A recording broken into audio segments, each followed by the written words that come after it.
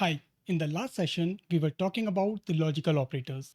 Now, in this session, we are going to explore the comparison operators in VHDL. So let's start.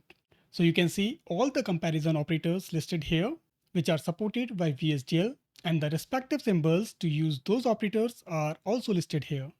Do not confuse with the comparison operators supported by the other programming languages, as they are little different in symbols. So you need to remember these symbols to use them in VHDL. So first is equal to, and the symbol is one single equal sign.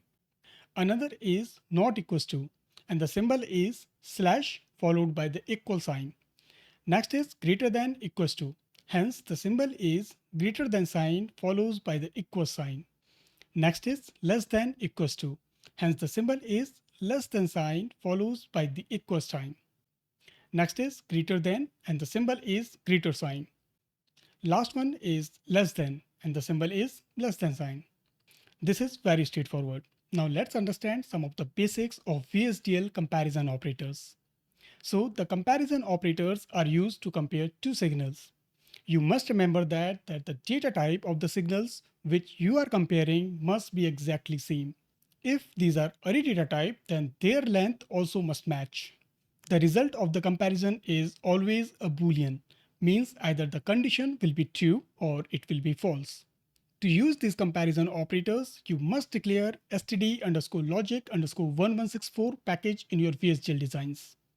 Some of the examples you can think of, like if a equals to b, then execute some statements, and if semicolon.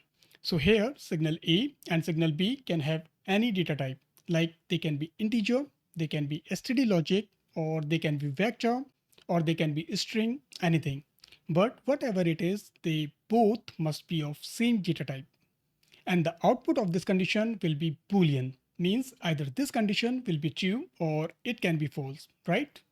Similarly, you can compare like if x is greater than y, then execute some statements and if. You can also compare the signals with the assignment operators. For example, look over the first case. Signal y gets the value of x greater than 1010 semicolon. So here signal y must be Boolean data type, as it will get either true or false based on the value of signal x. Signal x, maybe you already guessed that it is 4-bit std_logic_vector.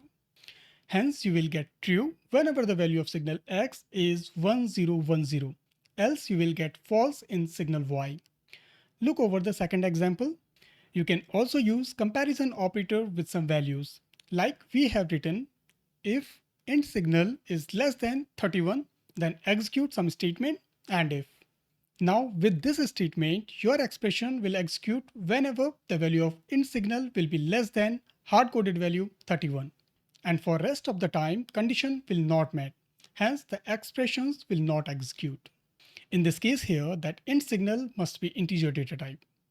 These operators are essential in VHDL designs, and we are going to use them frequently in our FPGA designs in the practical sessions.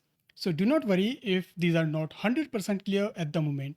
Just understand the basic concept here, and we will practice them in the later sessions. In the next session, we will be going to cover shift operators and rotate operators in VHDL. These are essential for the std_logic_vector and bit vector type of signals, which are useful for shift registers kind of applications. So stay tuned for the updates. If you did not subscribe till now, then please do subscribe to learn and grow community for regular updates. If this video is informative, then please like this video, comment on video, and don't forget to share. Thank you for watching.